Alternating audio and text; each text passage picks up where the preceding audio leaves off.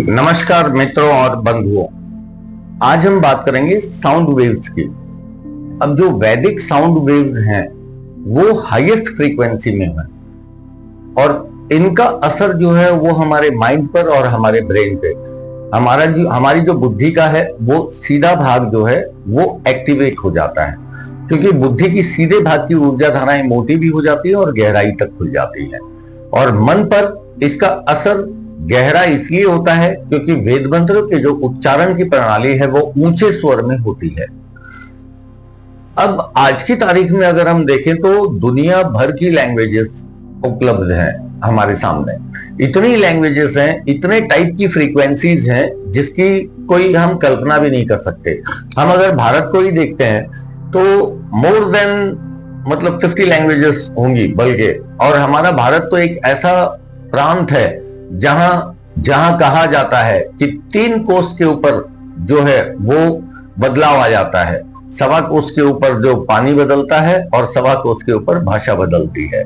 और हमारे मन पर, हमारे जो माइंड है उसके ऊपर इन ध्वनि की तरंगों का ही असर होता है जो हम मुख से उच्चारण करते हैं। अब क्यों कलयुग है बोलते हैं, कलयुग है? अरे मानसिक अवस्था हमारी निर्बल और दुर्बल हुई पड़ी है, क्योंकि जोर से हम जो उच्चारण कर रहे हैं वो अपशब्दों का उच्चारण कर रहे हैं किसी भी भाषा में। और इंग्लिश जो लैंग्वेज है उसकी तो फ्रीक्वेंसियां इतनी नेगेटिव हैं, बहुत ही ज्यादा नेगेटिव है। इसका उदाहरण है हमारे सामने। जितने एपिस्टीन फाइल्स में इंक्लूडेड आदमी हैं सारे, वो सारे के सारे अंग्रेजी भाषा बोलते हैं। और अंग्रेजी भाषा के नेगेटिव असर जो इम्पैक्ट है, बैड वर्ड्स का तो बहुत ही ज्यादा इम्पैक्ट है इन वाइब्रेशंस का हमारे अंग्रेजी में। भले ही वो भाषा तो चाहे अंग्रेजी हो चाहे हिंदी हो, अब शब्दों का उच्चारण तो करना ही। वैदिक संस्कृत जो है, जब हम ऋषि थे तब हम इसका पालन करते थे, तब हम सनातन को फॉलो करते थे, किसी धर्म को फॉलो थोड़ी करते थे। आज हम हिंदी बोलते हैं तो हिंदुत्व धर्म को फॉलो कर रहे हैं, इसलिए हमने अपनी भाषा बना रखी है हिंदी। और ये जो संपर्क है, हम जो एक दूसरे से साधने के लिए ही संस्कृत का निर्माण नहीं हुआ है। संस्कृत एक देवी भाषा है जो देवलोक की भाषा बोली जाती है। संस्कृत की हैवी फ्रीक्वेंसियों का जो असर होता है माइंड पे वो बहुत ही गहरा होता है। और वेद मंत्रों का उच्चारण ऊंचे स्वर में किया जाता है। अब 6 मंत्र जो माइंड के हैं, जो 6 पावर्स को बढ़ाते हैं, माइंड के 6 पावर्स को बढ़ाते हैं, इनकी फ्रीक्वेंसियां क्या हैं वो भी आप जान चुके हैं। एक बार फिर से मैं आपको बताता हूं।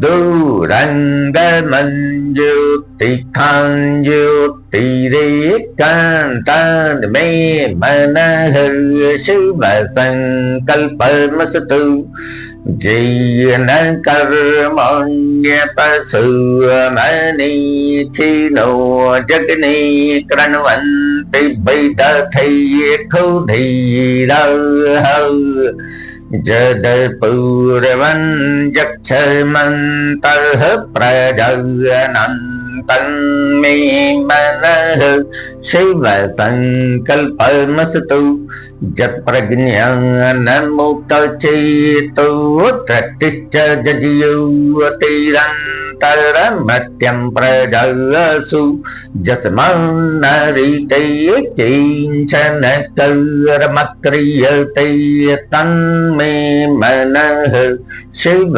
संकल्पमस्तु जैनेदं भूतं भुवनं भविष्यत परिगृहीतममृतेन सर्वं जैन जग्नस्तव्यते सप्तहूतः तन्मे मनः शिव संकल्पमस्तु जस्मिन्नरिचः सामजज्जुगुंसि जस्मिन् प्रतिष्ठितः रथनं भवविभवरः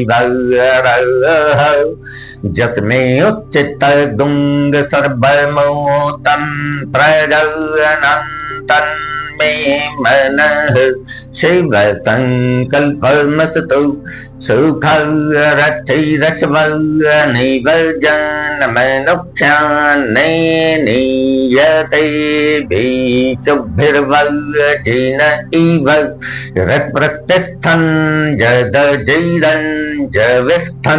तन्मे मनः शिव संकल्पमस्तु। ये जो 6 मंत्र हैं वो आपके माइंड के 6 पावर्स को रिस्पेक्टिवली बढ़ाते हैं। Concentration power, cognition power, understanding power, analysing power, decision making power और मेमोरी पावर। ये 6 के 6 पावर्स इन्हीं 6 मंत्रों से बढ़ेंगे आपके मन के।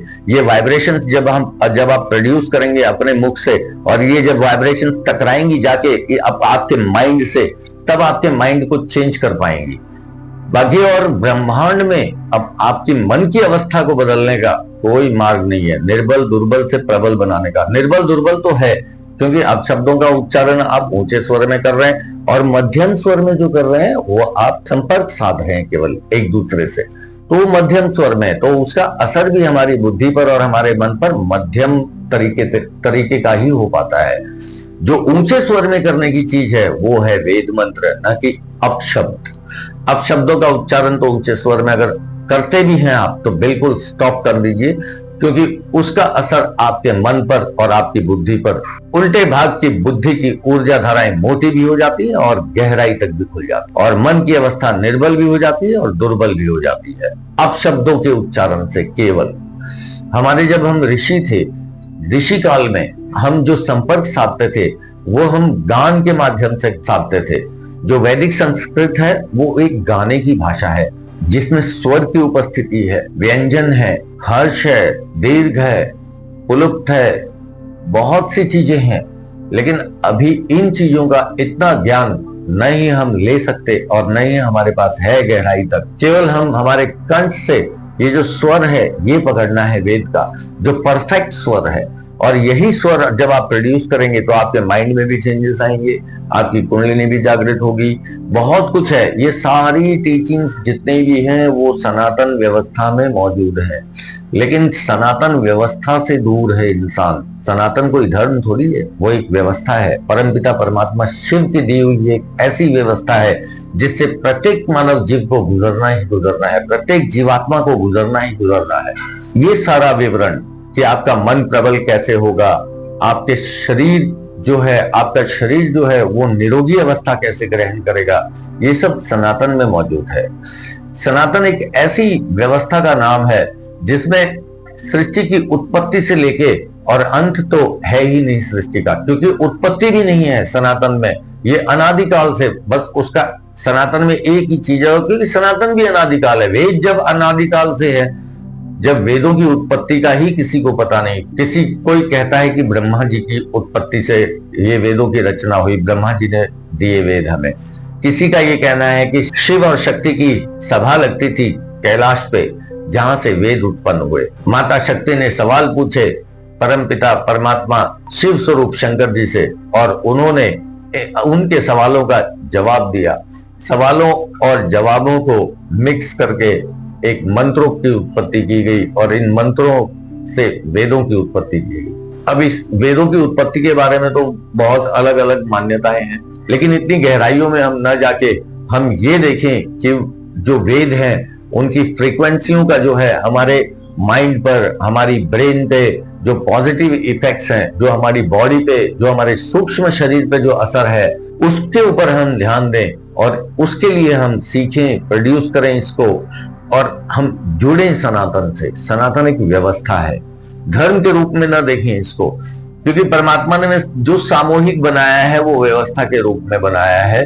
वो धर्म परमात्मा की उत्पत्ति है ही नहीं। जो सामूहिक रूप से आप लोगों ने, हम मानवों ने जो समूह बनाए हैं, ये हिंदू का समूह हो गया, ये मुस्लिम का समूह हो गया, ये सिख का समूह हो गया, ये ईसाई का समूह हो गया, ये बौद्ध धर्म को फॉलो करने वाले हो गए। लेकिन ये जो समूह बनाए हैं ये हमने अपने हिसाब से बनाए हैं। परमात्मा ने तो व्यवस्था बनाई है, सनातन व्यवस्था है, उसमें वेद दिए हैं।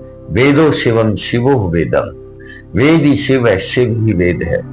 और परमात्मा शिव ज्ञान के सागर इसलिए बोले जाते हैं क्योंकि उनका जुड़ाव वेद से है, सनातन से है, जो हमेशा से धरती पे रहा है और रहेगा। आज के वीडियो में हमने जाना कि नेगेटिव जो फ्रीक्वेंसियां हैं, अब नेगेटिव फ्रीक्वेंसी पे एक बार और बोलना चाहूंगा मैं कि हमारी हिंदी को अगर अंतरराष्ट्रीय भाषा बना दी जाए तो पूरी मानव जाति के लिए ये बहुत ही उत्तम बात हो, क्योंकि इसकी वर्णमाला में अधिकांश शब्द जो हैं वो संस्कृत के हैं। खाली उच्चारण ही तो पूर्ण रूप से करना है संस्कृत में हमें, बाकी नॉलेज हमें आ जाती है वेद की। अगर अंतरराष्ट्रीय भाषा बना दी जाए सबके मस्तिष्क भी ठीक रहेंगे। अंग्रेजी अंतरराष्ट्रीय भाषा है। हमारे भारत में भी जब अंग्रेज हिंदुस्तान छोड़ के गए या अंग्रेज हिंदुस्तान में थे, जब हमें हिंदी अंग्रेजी नहीं आती थी तो लोगों का मानना था he is an uneducated man. वो गलत है, ऐसा नहीं होना चाहिए। भाषा केवल और केवल संपर्क साधने के लिए होती है, और भाषा की फ्रीक्वेंसी का देखिए इसीलिए असर है क्योंकि जापानीज लोग जो बोलते हैं जापानीज भाषा, उनकी मेंटालिटी अलग है, चाइनीज की मेंटालिटी अलग है। हमारा भारत ही एक ऐसा देश है जहां अनेक मेंटालिटी के लोग मौजूद हैं, क्योंकि भाषाएं अनेक हैं और मन का इन वाइब्रेशंस का ही गहरा असर माइंड और ब्रेन पे होता है। अब अलग अलग भाषाओं में अलग अलग टाइप के शब्द हैं जिनका असर अलग अलग तरीके से माइंड पे होता है, लेकिन ऊंचे स्वर में मेरी तो यही रिक्वेस्ट है कि मन के, शरीर के जो रुद्र मंत्र हैं, रुद्राष्टाध्यायी के, उनका आचरण मनुष्य को करना चाहिए, जिससे कि उसका जो शरीर है वो रुद्र रूप से शिव रूप में कन्वर्ट हो जाएगा। आज के वीडियो में भी हमने काफी कुछ जाना कि सनातन शरीर के बारे में, सूक्ष्म शरीर के बारे में, मन के बारे में क्या बोलता है और क्या इसका ज्ञान है। अगले वीडियो में भी हम जानेंगे कि सनातन और क्या क्या बोलता है। सनातन के पास ये एक अनलिमिटेड सब्जेक्ट है, इतना बड़ा सब्जेक्ट है सनातन। ये एक बहुत बड़ी व्यवस्था है, बहुत बड़ी व्यवस्था। इसमें सब कुछ संकलित है, सृष्टि चक्र पूरा संकलित है। अगले वीडियो में भी हम कुछ और जानेंगे, मन के बारे में भी और शरीर के बारे में भी। आज का इंसान दुखी भी है, रोगी भी है। दुखी इसलिए है क्योंकि मन निर्बल और दुर्बल है। मन की जो लगाम है वो उसके हाथों में नहीं है। कुंडलिनी जागरण की ऊर्जा की आवश्यकता है उसको।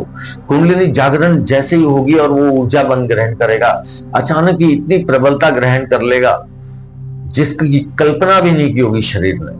अब मन जो है, मन के ऊपर बहुत सी चीजों का असर है, ऊर्जा का असर है, हम जो ध्वनि की तरंगे बोलते हैं उसका असर है, इवन जो खाते हैं हम तत्व उनका भी असर है, क्योंकि इन तत्वों से ही ऊर्जा बनती है और ऊर्जा ही निद्रासन में मन को दी जाती है, और इसी ऊर्जा से अंदरूनी शरीर चलता है और इसी ऊर्जा को माइंड स्टैंड करता है। अगले वीडियो में और भी हम मन के बारे में कुछ जानेंगे, कुछ शरीर के बारे में जानेंगे। नमस्कार।